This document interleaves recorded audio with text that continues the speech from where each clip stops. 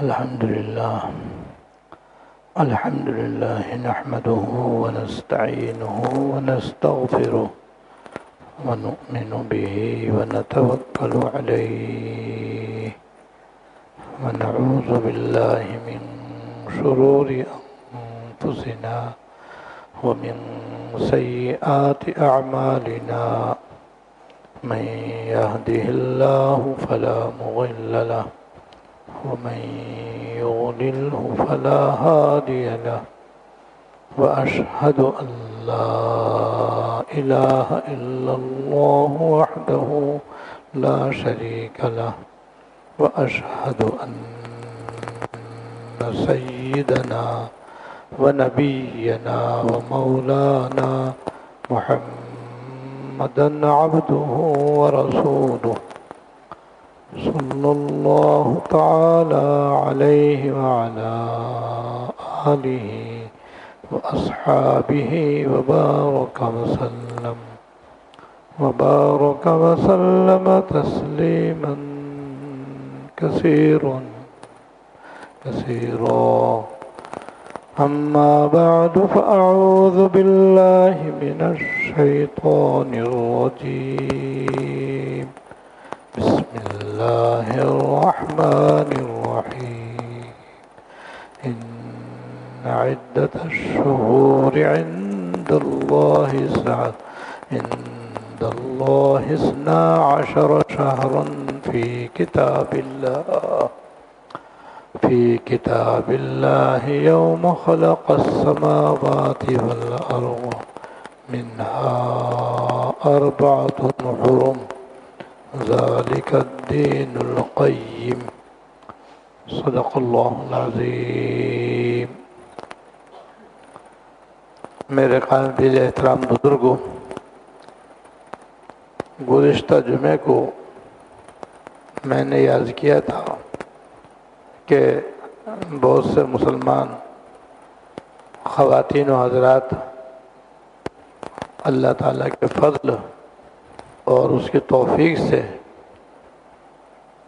پچھلے سال حج کی سعادت حاصل کر چکے ہیں، اور حج کے بڑے فضائل ہیں، جس میں ایک فضیلت یہ بھی ہے کہ جب حاجی حج کر کے فارغ ہوتا ہے تو ایک فرشتہ آ کر اس کے دونوں کندھوں کے درمیان ہاتھ مارتا ہے اور تھپکی دیتا ہے اور کہتا ہے کہ بھئی پچھلے گناہ تو تیرے سب معاف ہو گئے، اب نئے سرے سے زندگی شروع کر۔ لہذا اس کے تھپکی دینے کا مطلب یہ ہے کہ آئندہ گناہوں سے اپنے آپ کو بچا اور اللہ تعالیٰ کی فرما برداری اختیار کر۔ پچھلے جو گناہ تھے وہ تو حج کی برکت سے اللہ کے فضل و کرم سے معاف ہو گئے۔ تو اس سلسلے میں نے عرض کیا تھا کہ حاجیوں کے لیے اور دوسرے عام مسلمانوں کے لیے بھی، یعنی جنہوں نے حج نہیں کیا یا بہت پہلے کیا تھا یا آئندہ حج کرنے کا ارادہ رکھتے یا نہیں رکھتے، ان کے لیے بھی یہ دونوں سبق نہایت اہم ہیں۔ خاص طور سے حاجیوں کے لیے یہ 2 سبق بہت اہم ہیں، تاکہ حج کے بعد وہ کس طرح زندگی گزاریں اس طرح وہ زندگی گزار سکیں۔ حج کے بعد وہ کس طرح زندگی گزاریں، اس زندگی کو گزارنے کے لیے یہ 2 سبق ہیں۔ اگر یہ 2 سبق وہ لے لیں گے تو حج کے بعد کی زندگی بھی ان کی ایک تو پھول کی طرح زندگی آسان ہوگی، دوسرے انشاءاللہ تعالی اول تو اس میں گناہ نہیں ہوں گے تو انشاءاللہ فوراً توبہ کی توفیق ہو جائے گی، اور آئندہ کی زندگی اس کے لیے مزید اللہ تعالیٰ کے قرب اور اس کی رضا کا باعث بنے گی۔ تو پہلا سبق یہ تھا کہ حج کا بنیادی مقصد یہ ہے کہ حاجی گناہوں سے پاک ہو جائے، کیونکہ گناہ ایسی منحوس چیز ہے کہ جس کا دنیا میں بھی زبردست وبال آتا ہے اور آخرت میں بھی اس کا بڑا خوفناک اور ہولناک عذاب ہے۔ گنہگار آدمی کو دنیا میں بھی کبھی سکون نہیں مل سکتا، چین نہیں مل سکتا، راحت نہیں مل سکتی، خوشگوار زندگی کی اس کو ہوا بھی نہیں لگ سکتی۔ اتنی مصیبت کی چیز ہے یہ، اور یہ ایسی خراب چیز ہے، اللہ بچائے، اللہ بچائے۔ اور آخرت میں تو ایک ایک گناہ کے ایسے ایسے عذاب ہیں کہ الامان والحفیظ کے بیان کرنے سے بھی آدمی ڈرتا ہے، اور بیان کر کے بھی آدمی کے دل میں واقعتاً اللہ کا خوف ہو تو رونگٹا کھڑا ہو جاتا ہے۔ صرف ایک نماز ہی کی میں مثال دے دیتا ہوں۔ مثال یہ جو ہم 5 وقت نماز پڑھتے ہیں، فرض ہے، یہ بلا عذر معتبر سے قضا کرنا حرام و ناجائز ہے، اور اس کا خوفناک اور ہولناک عذاب ہے۔ وہ یہ کہ جو آدمی بلا عذر ایک مرتبہ ایک نماز جان بوجھ کر قضا کر دے، پھر چاہے وہ اس کی قضا بھی پڑھ لے، پھر بھی جہنم میں اس کو 2,88,00,000 سال تک جلایا جائے گا۔ کسے کہتے ہیں 2 کروڑ؟ 2,88,00,000 سال تک ایک نماز قضا کرنے کی سزا میں جہنم کے اندر اس کو جلایا جائے گا۔ کتنا خوفناک اور ہولنا! ایک صرف نماز کا چھوڑنے کا یہ عذاب اور وبال ہے، تو باقی فرائض و واجبات چھوڑنے کا کتنا بڑا عذاب اور وبال ہوگا۔ نیز جو آدمی نماز نہیں پڑھتا ہے اس کو 15 قسم کا عذاب ہوتا ہے۔ ایک تو 2,88,00,000 سال تک یہ تو مدت ہو گئی، اور پھر اس کو 15 قسم کا عذاب ہوتا ہے۔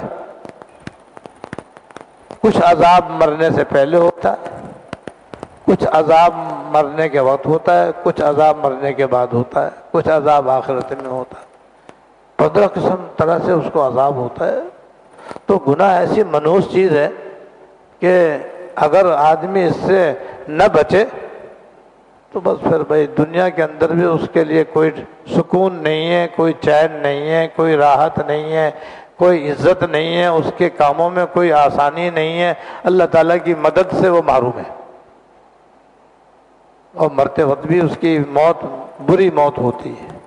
قبر کے اندر بھی اس کو بڑا ہولناک و خوفناک عذاب ہوتا ہے، اور آخرت کے اندر بھی۔ تو یہ گناہ اتنی منحوس چیز ہے، اس لیے حج کا بنیادی مقصد یہ ہے کہ آدمی گناہوں سے پاک ہو جائے، اور ہو جاتا ہے، گناہوں سے پاک ہو جاتا ہے آدمی۔ اس لیے ایک حدیث کے اندر ہے، ایک حدیث میں ہے کہ سب سے بڑا گنہگار وہ آدمی ہے جو حج کے احرام کے ساتھ میدان عرفات میں موجود ہو اور وہ یہ سمجھے کہ میری بخشش نہیں ہوئی۔ لہذا سب سے پہلا سبق یہ لینا ہے کہ حج کے بعد یا پھر ہم حج نہیں کر سکے ہیں تو کوئی حرج نہیں، تب بھی، یا پرانا حج کر چکے ہیں تب بھی گناہوں سے اپنے آپ کو بچانے کا اہتمام کریں۔ جتنا کوئی اپنے آپ کو گناہوں سے بچائے گا اور اس سبق کو پلے باندھ لے گا، بس اس کی راحت کی کوئی انتہا نہیں، اس کے سکون کی کوئی حد نہیں، اس کی عزت 100 گنا بڑھ جائے گی انشاءاللہ تعالی۔ قدم قدم پہ اللہ تعالیٰ کی مدد، حفاظت، اور کیا چاہیے؟ گناہ سے بچنے کا یہ فائدہ ہے۔ لہذا پہلا سبق ہم سب کے لیے یہ، چاہے حج کر کے آئے ہوں یا نہ کر کے آئے ہوں، کہ ہم یہ تہیہ کر لیں کہ بھئی جب تک زندہ رہیں گے اب انشاءاللہ گناہ نہیں کریں گے۔ آنکھ کے گناہوں سے بھی بچیں گے، کان کے گناہوں سے بھی بچیں گے، زبان کے گناہوں سے بھی بچیں گے، ہاتھ کے گناہوں سے بھی بچیں گے، پیٹ کے گناہوں سے بھی بچیں گے، پیروں کے گناہوں سے بھی اپنے آپ کو بچائیں گے۔ ان سب اعضاء سے گناہ ہوتے ہیں، تفصیل کا یہ موقع نہیں ہے۔ ایک سبق یہ ہے۔ دوسرا سبق یہ لینے کی ضرورت ہے کہ وہ کون سے طریقہ ہم اختیار کریں کہ ہم گناہوں سے بچنے والے بنیں۔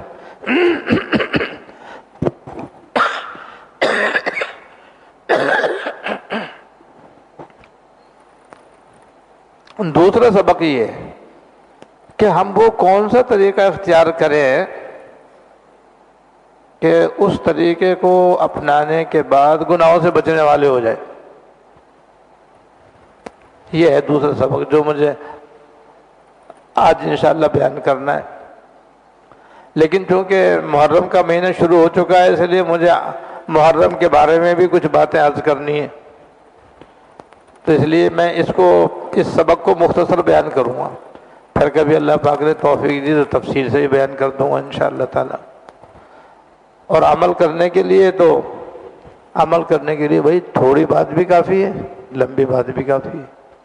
اس لیے ضروری نہیں ہے کہ لمبی بات ہو تب تو ہم عمل کریں اور چھوٹی بات ہو تو ہم عمل نہ کریں، ایسی کوئی گنجائش نہیں.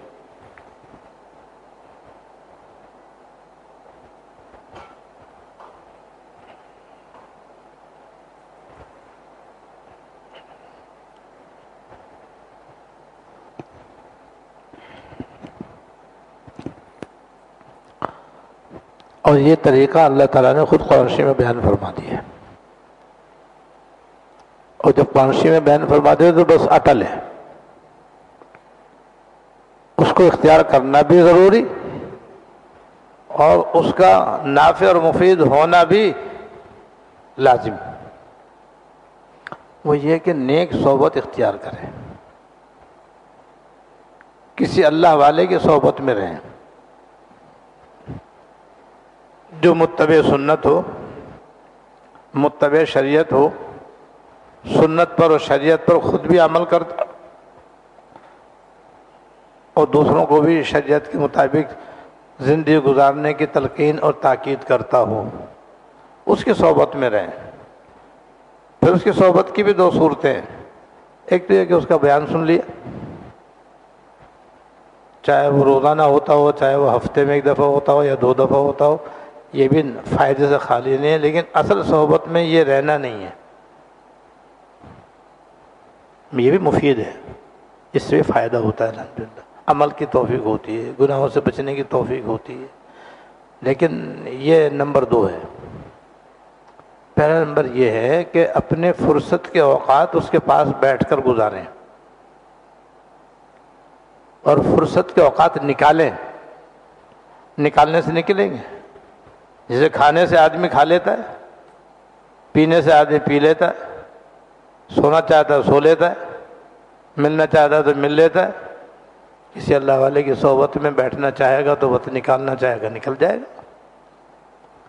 ذرا سا ہارٹ اٹیک ہو جائے تو ہسپتال میں ہفتوں کے لیے اس کے پاس فرصت آ جاتی ہے. تو یہ تو باطن کا ہارٹ اٹیک ہے، یعنی گناہوں کا ارتکاب. یہ باطن کا ہارٹ اٹیک ہے جس سے ایمان خطرے میں پڑ جاتا ہے. تو اس کے لیے کیوں نہیں ہمارے پاس وقت ہے؟ ہمارے اندر کمزوری ہے، خامی ہے، ہمارے اندر طلب نہیں ہے، اپنی اصلاح کا جذبہ نہیں ہے، گناہوں سے بچنے کی خواہش نہیں ہے، اس وجہ سے ٹائم نہیں ہے. ورنہ 100% ہمارے پاس ٹائم ہے، نکالنا چاہیں نکال سکتے ہیں. تو اس کے اندر بس یہ مقصود کہ کسی اللہ والے جس سے آپ کا دل مطمئن ہو، جسے آپ کو دیکھ کر خدا یاد آئے. اللہ کے نیک بندوں کی علامت یہ ہے کہ الذین اذا رؤوا ذکر اللہ، کہ اللہ والے وہ ہوتے ہیں کہ جب ان کو دیکھو تو خدا یاد آئے. جو متبع سنت ہوں، متبع شریعت ہوں، ایسے نیک آدمی، ایسے اللہ والے متبع سنت، متبع شریعت تلاش کر کے جب آپ کی طبیعت ان سے ملے اور مانوس ہو تو بس اپنے اوقات نکالیں.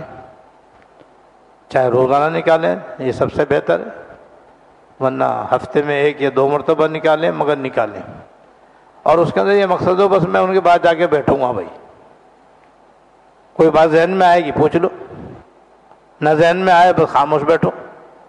لیکن اس کو بتا دو جا کر کے کہ بھائی مجھے کچھ پوچھنا نہیں ہے، میں خالی بیٹھنے کے لیے آیا ہوں، تاکہ اس کا ذہن فارغ ہو جائے کہ معلوم نہیں اسے کیا کام ہے، کیا ضرورت ہے، کس لیے آیا ہے. ہر آدمی جب کسی کے پاس جاتا ہے تو کسی نہ کسی ضرورت سے جاتا ہے. تو پوچھنا ہو تو بتا دو مجھے کچھ بات پوچھنی ہے، نہ پوچھنا ہو تو وہ سلام دعا کر کے کہ میں تھوڑی دیر بیٹھنے کے لیے حاضر ہوا ہوں بس. تو اس کے بعد بیٹھو. تو اللہ پاک نے جہاں گناہوں سے بچنے کا حکم دیا ہے وہاں نیک صحبت اختیار کرنے کا حکم دیا ہے. وہ یہ آیت مشہور و معروف ہے، یا ایھا الذین آمنوا اتقوا اللہ وکونوا مع الصادقین. اے ایمان والو تقوی اختیار کرو. تقوی کہتے ہیں گناہوں سے بچنے کو. تو اللہ تعالیٰ نے حکم بھی دیا، طریقہ ہی بتایا.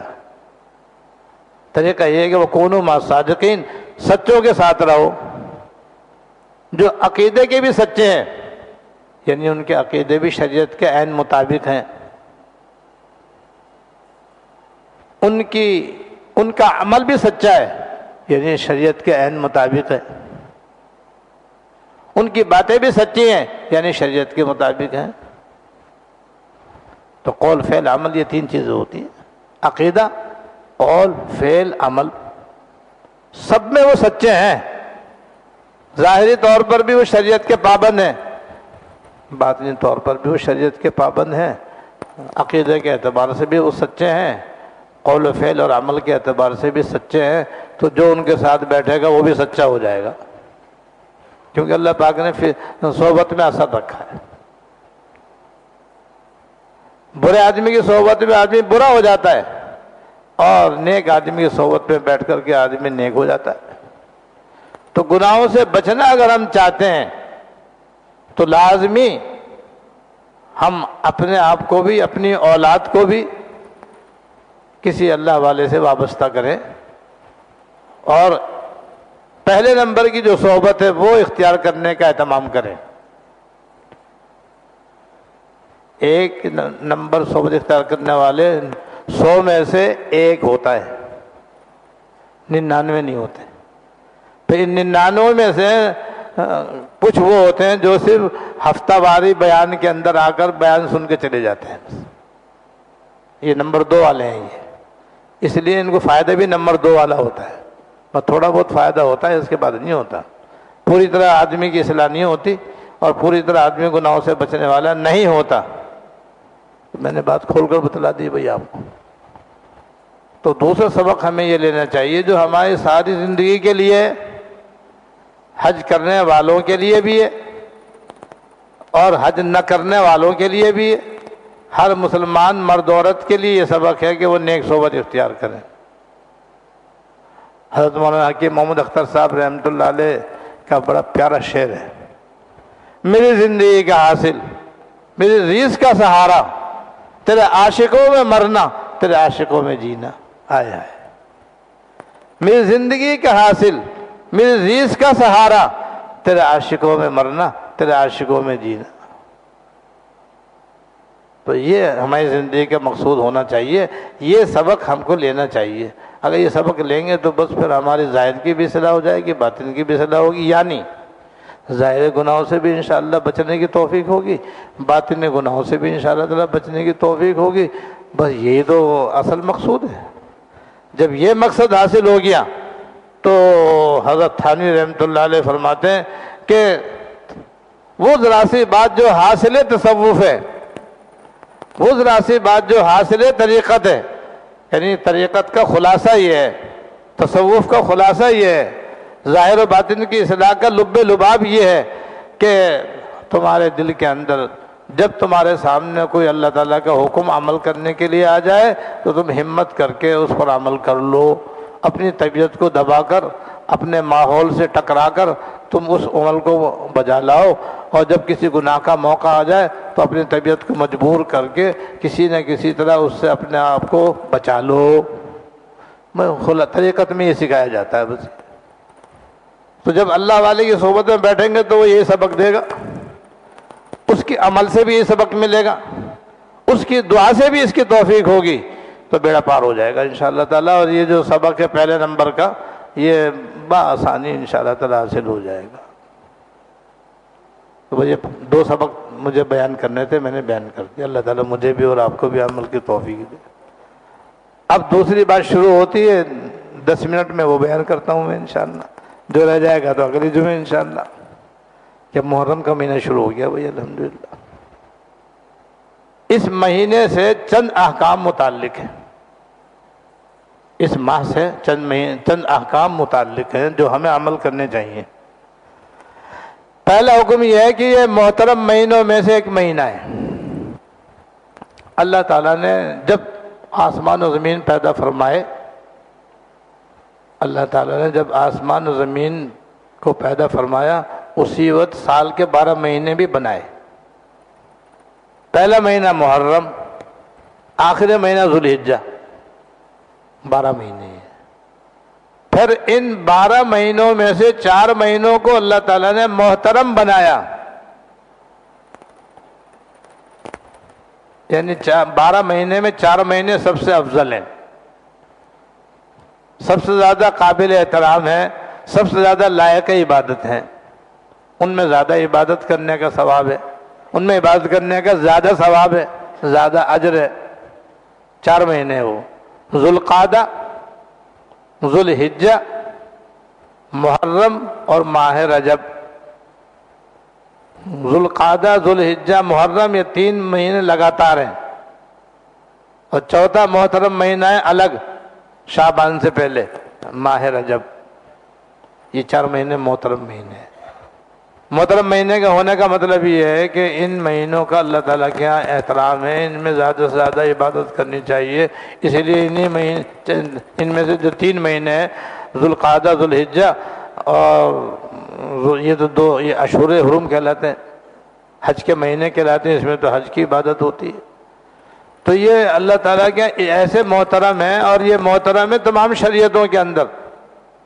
حضرت آدم علیہ السلام سے لے کر کے حضور تک جتنی بھی شریعتیں دنیا میں آسمان سے نازل ہوئی ہیں، سب میں 4 مہینے محترم چلے آ رہے ہیں۔ تھوڑا سا فرق ہے حضور کی شریعت کے اعتبار سے، پچھلی شریعتوں میں تو یہ اتنے محترم ہیں کہ اس کے اندر کافروں سے جہاد کرنا بھی ممنوع تھا، کافروں سے لڑائی بھی ناجائز تھی۔ بس حضور کی شریعت میں یہ حکم منسوخ ہو گیا۔ حضور کی شریعت میں ان 4 مہینوں کے اندر اگر نوبت آ جائے کافروں سے لڑنے کی تو لڑنا جائز ہے، باقی ان کا ادب، ان کا احترام اور ان کی افضلیت بدستور باقی ہے۔ اور افضل ہونے کا مطلب یہ ہے کہ ان مہینوں میں زیادہ سے زیادہ عبادت کرنی چاہیے، زیادہ سے زیادہ گناہوں سے بچنے کا اہتمام کرنا چاہیے، اچھے اچھے کام زیادہ سے زیادہ کرنے چاہیے۔ تو جیسے محترم جگہوں میں عبادت کا زیادہ ثواب ہوتا ہے کہ مکہ مکرمہ میں ہر عبادت کا ثواب 1,00,000 گنا ہے، مدینہ طیبہ میں ہر نیکی کا ثواب 50,000 گنا ہے، بیت المقدس میں ہر نیک کام کا ثواب 25,000 گنا ہے، ہر جامع مسجد کے اندر نماز کا ثواب 500 گنا زیادہ ہے۔ جگہ کا ایسے مہینوں کا بھی ہوتا ہے۔ رمضان شریف میں نفل کا ثواب فرض کے برابر، فرض کا ثواب 70 فرضوں کے برابر۔ ایسی ان مہینوں کے اندر عبادت کا ثواب بھی زیادہ، ایسی محترم جگہوں اور محترم زمانوں کے اندر گناہ کرنے کا وبال بھی زیادہ سخت۔ جیسے ان مہینوں میں خاص طور سے محرم میں گناہوں سے بچنے کا اہتمام بے حد ضروری۔ تو یہ ہے محترم ہونے کا مطلب۔ دوسرا حکم اس سے وہ ہے جو کہ من گھڑت اور کیا کہتے ہیں شیعوں کا ایجاد کردہ ہے، اور سنیوں نے بھی ان سے متاثر ہو کر کے اس کو اپنا لیا ہے۔ وہ ہے معاذ اللہ شیعہ اس مہینے کو منحوس مہینہ سمجھتے ہیں۔ وہ کہتے ہیں یہ محرم کا مہینہ منحوس مہینہ ہے علیہ باللہ، اس لیے اس کے اندر شادی نہیں کرتے، منگنی نہیں کرتے، تقریب منعقد نہیں کرتے، اور منحوس اس لیے سمجھتے ہیں کہ اس میں حضرت حسین رضی اللہ تعالیٰ عنہ کی شہادت ہوئی تھی، تو حضرت حسین کا شہید ہونا منحوس تھوڑی ہے۔ شہادت تو ہمارے دین کے اندر ایک اعلیٰ مقام ہے، اور شہید کا تو اتنا اونچا درجہ ہے کہ کسی اور کا اتنا درجہ ہے بھی نہیں۔ اور پھر ہماری شریعت میں تو، ہماری اسلامی تاریخ میں تو کوئی دن کسی شہید سے خالی نہیں ہے۔ شہید ہونا منحوس نہیں ہے جس کی وجہ سے محرم کو منحوس سمجھا جائے، لیکن منحوس سمجھتے ہیں، اس سے متاثر ہو کر کے بعض سنی بھی اس کو محترم منحوس سمجھتے ہیں، اس لیے بعض سنی بھی اس مہینے منگنی نہیں کرتے اور اس میں شادی نہیں کرتے، تقریبات نہیں کرتے، کہتے ہیں لحاظ باللہ یہ یہ کیا کہتے ہیں منوس مہینہ ہے، تو یہ بالکل غلط ہے بھائی، اس سے توبہ کرے اور بے دھڑک بے خوف و خطر منگنی کی نوبت آئے منگنی کرے، شادی کا موقع آئے شادی کرے، اور کوئی خوشی کی تقریب منعقد کرنی ہو وہ کرے، اور محرم کی وجہ سے اور معاذ اللہ اس کو منوس سمجھ کر کے اس میں شادی بیاہ کی تقریب اور خوشی کی تقریبات کرنے سے ہرگز اجتناب نہیں کریں، ورنہ شیعوں کے طریقے پہ عمل کرنا ہوگا جو کہ حرام و ناجائز ہے، اس سے اپنے آپ کو بچائیں۔ دو باتیں ہو گئی۔ تیسری بات، محرم کے مہینے سے اسلامی تاریخ شروع ہوتی ہے۔ اسلامی تاریخ سن ہجری یکم محرم سے شروع ہوتا ہے، ذوالحجہ پہ ختم ہوتا ہے، اور اسلامی تاریخ کو اختیار کرنا، اس پر عمل کرنا فرض کفایہ ہے۔ اسلامی تاریخ کو اپنے معاملات میں، اپنی دستاویزات میں، اپنے خطوط میں لکھنا اور اختیار کرنا فرض کفایہ ہے۔ فرض کفایہ کا درجہ جو ہوتا ہے فرض عین کے بعد ہوتا ہے، سب سے اونچا درجہ فرض عین کا ہوتا ہے، جیسے نماز روزہ حج زکوٰۃ۔ پھر فرض کفایہ کا ہوتا ہے جیسے تاریخ اسلامی کا اختیار کرنا، یا جیسے نماز جنازہ پڑھنا، یہ فرض کفایہ ہے۔ فرض کفایہ کا مطلب ہوتا ہے کہ اگر بعض مسلمان پڑھ لیں اور باقی نہ پڑھیں تو جنہوں نے پڑھ لیا وہ دوسروں کی طرف سے بھی ان کا فرض ادا ہو جائے گا، اور کوئی بھی نہیں پڑھے گا تو سارے گنہگار ہوں گے۔ اس لیے تاریخ اسلامی اگر چند مسلمانوں نے اپنے عمل میں لے لیا تو باقی کی طرف سے بھی یہ فرض ادا ہو جائے گا، نہیں کوئی ادا کرے، کوئی بھی اختیار نہیں کرے گا تو سارے گنہگار ہوں گے۔ تو وہی سب مسلمانوں کو چاہیے کہ وہ اپنے معاملات میں اسلامی تاریخ اختیار کریں، چاہے انگریزی تاریخ ضمناً اختیار کر لیں، کوئی حرج نہیں ہے، لیکن یہ ہے کہ اسلامی تاریخ بالکل ہی اپنے کاغذات سے نکال دیں۔ خط کے اندر بھی لکھ رہے ہیں تو انگریزی تاریخ لکھ رہے ہیں، اسلامی تاریخ بالکل ندارت۔ معاملات کی جو دستاویزات بنتی ہیں اس کے اندر بھی کہیں اسلامی تاریخ کا نام و نشان نہیں، انگریزی تاریخ اس میں درج کی ہوئی ہے، تو ایسا کرنے والے گنہگار ہوں گے۔ وہ فرض کفایہ کے تاریخ سمجھے جائیں گے، فرض کفایہ چھوڑ رہے ہیں وہ، لہذا اسلامی حکم یہ ہے۔ اس لیے سعودی عرب کے اندر آپ کیلنڈر دیکھ لو، ان کے سارے معاملات دیکھ لو، اسلامی تاریخ اوپر ہوگی مطابق یہ انگریزی تاریخ۔ ہمارے یہاں معاملہ الٹا ہے، اللہ بچائے، اس انگریزی تاریخ پہلے مطابق فلاں سن ہجری، الٹا معاملہ ہے۔ تو بھئی الٹے کو سیدھا کب کریں گے ہم؟ مرنے کے بعد؟ زندگی میں سیدھا کریں اپنے آپ کو، اپنے خطوط کے اندر بھی، سارے معاملات کے اندر بھی اوپر اسلامی تاریخ لکھیں، پھر مطابق کر کے انگریزی تاریخ لکھ دیں، کوئی حرج نہیں، گنجائش ہے، اصلاح کریں بھائی اپنی۔ یہ مجلس ہماری آپس میں اصلاح کے لیے ہوتی ہے، یہاں کوئی تقریر نہیں ہوتی ہے، نہ ہمیں ایسی کوئی تقریر کرنی آتی ہے کہ واہ واہ کریں آپ لوگ، بس اصلاح کی باتیں بیان کی جاتی ہیں۔ اب یہ اصلاح کی بات سامنے آ گئی کہ بھئی یہ محرم سے اسلامی تاریخ وابستہ ہے، سن ہجری سے شروع ہوتا ہے، لہذا اس کو ہم اہمیت دیں اور اپنے تمام معاملات کے اندر اسلامی تاریخ کو مقدم کریں اور اس کے ضمن میں انگریزی تاریخ لکھیں۔ بے شک سارے معاملات انگریزی کے مطابق رکھیں، لیکن اسلامی تاریخ کو بھی لائیں۔ یہ جو ہم نے اس کو اسلامی تاریخ کو ہم نے ختم کیا ہوا ہے، یہ ہماری غلطی ہے، کوتاہی ہے، اور فرض کفایہ کا ترک کرنا ہے۔ اس طرح سے تیسری بات یہ ہے کہ محرم سے اسلامی تاریخ شروع ہوتی ہے، لہذا اس سے جو تاریخ شروع ہوتی ہے اس کو مسلمانوں کو چاہیے کہ بحیثیت مسلمان ہونے کے اس کو اپنائیں۔ اور چوتھی بات یہ ہے کہ محرم کے مہینے میں عاشورے کا روزہ،